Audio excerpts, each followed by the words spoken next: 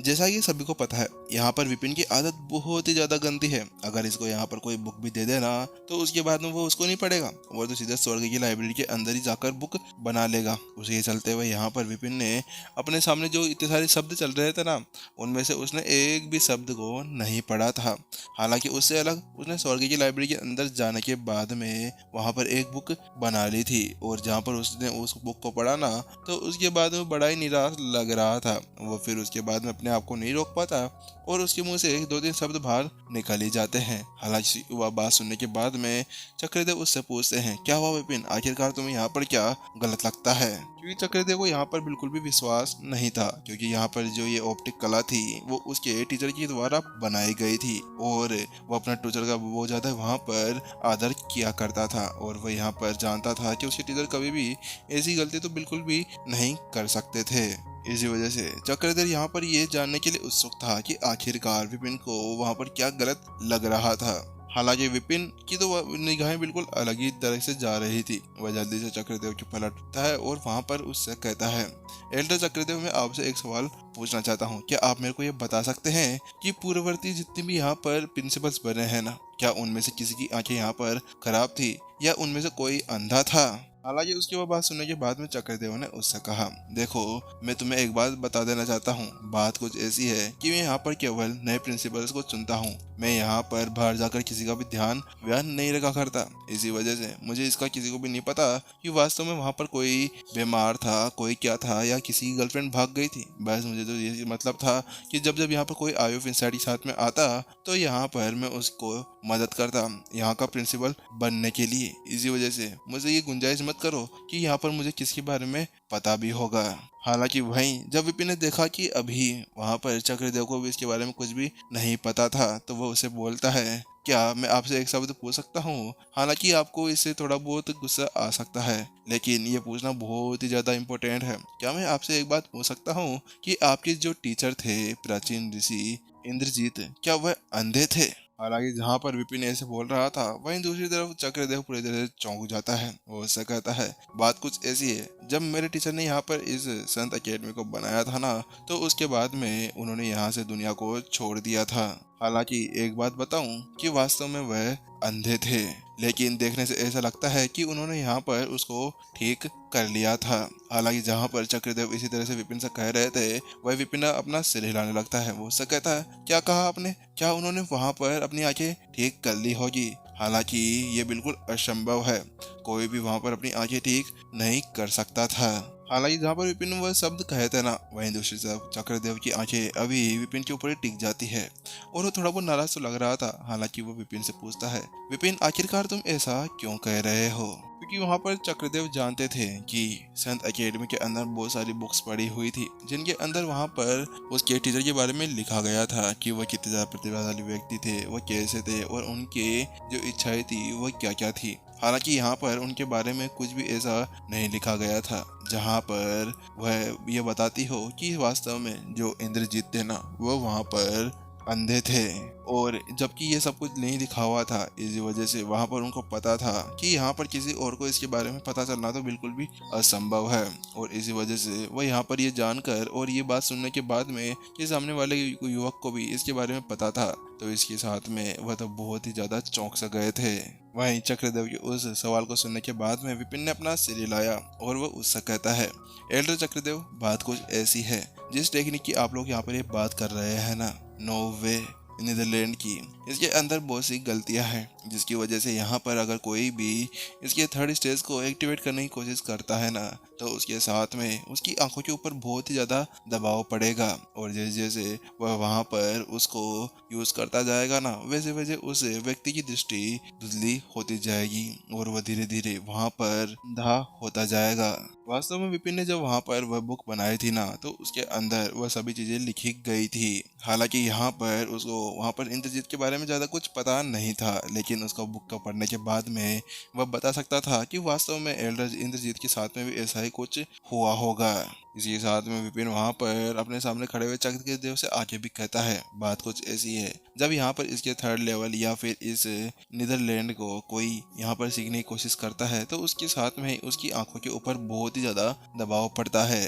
और आपने अभी भी ये कहा था ना कि शायद आपके टीचर ने यहाँ पर अपनी आंखों को ठीक कर लिया होगा, तो मैं आपको एक बात बता देना चाहता हूँ, वास्तव में ये बहुत ही ज्यादा मुश्किल है, या फिर ऐसा कहा जा सकता है कि ऐसा कोई भी नहीं कर सकता। चाहे से आप कोई से भी गोली ले लें, लेकिन आपकी आंखें या आपका कोई ऐसा अंग जो बहुत ज़्यादा बुरी तरह से खराब हो चुका हो वह पूरी तरह ठीक नहीं होगा।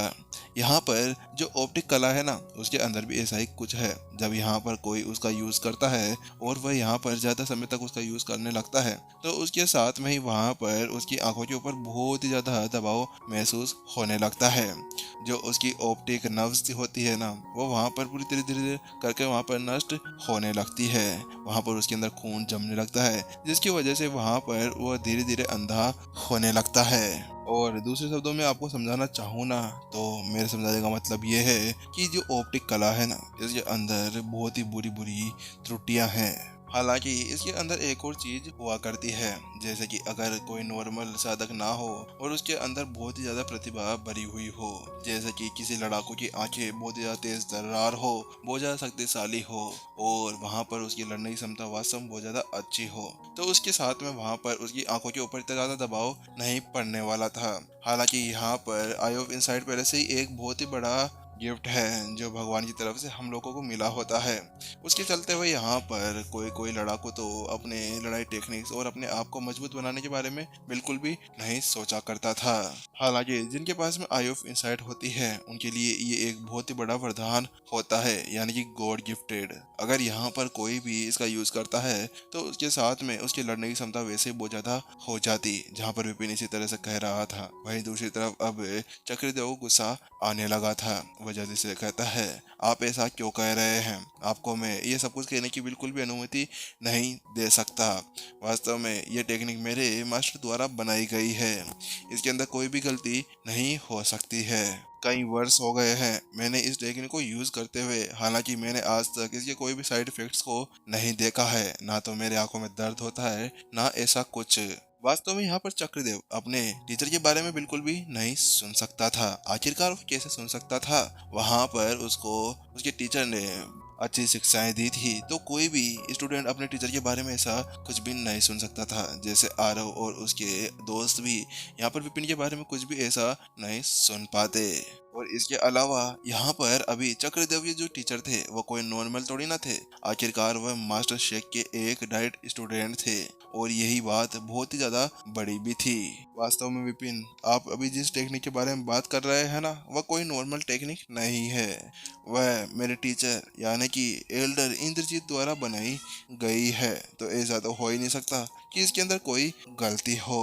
हालांकि जहाँ पर चक्रदेव इसी तरह सोच रहा था और ऐसे ही कह रहा था ना, विपिन के ऊपर वो गुस्सा उतारता जा रहा था और वह वहां पर चक्रदेव से कहता है, एल्डर, मुझे जितना लगता है ना उसके हिसाब से यहाँ पर अभी तक भी आप यहाँ पर इस नोवेल लिटिल लैंड के लास्ट स्टेज के ऊपर नहीं पहुँचे हैं। और जैसा आपने मेरे से कहा था उसके हिसाब से मुझे ऐसा लगता है कि जो आपके टीचर थे इंद्रजीत, वो पहले उसके थर्ड स्टेज के ऊपर पहुँच चुके थे, है ना? मैं सही कह रहा हूँ ना?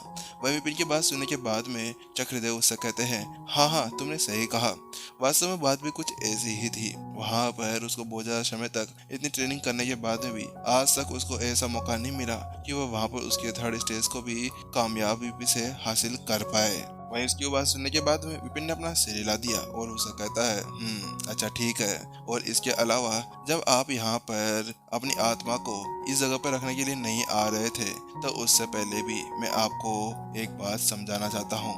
आप उस समय वहाँ पर आंखों को वापस से ठीक करने के लिए यहाँ पर नरक के उपयोग किया करते थे, और जब आपकी आत्मा ज्यादा ही जलने लगती थी और आपकी आंखों के अंदर जलन होने लगती थी, तो आप उस वक्त ठंडी बर्फ का यूज करते हुए वहाँ पर उसको ठंडा किया करते थे। और वहाँ पर ज्यादा यूज करने की वजह से आप पहले से ही हल्के हल्के अंधेरे को महसूस करने में भी कामयाबी हासिल कर चुके थे, यानी कि आप धीरे धीरे वहाँ पर अंधे हो रहे थे। वाह विपिन, क्या बात है! बेइज्जती करने का भी एक अलग ही अंदाज है। विपिन की पलकें अभी वहाँ पर चक्रदेव के ऊपर ही टिकी हुई थी और आपने अभी नॉर्वे नीदरलैंड का यहाँ पर मेरे को बताया था ना, तो उसके अंदर पहले चरण के अंदर तो देवताओं और राक्षसों की टकटकी होती है और दूसरे के अंदर असुर का क्रोध।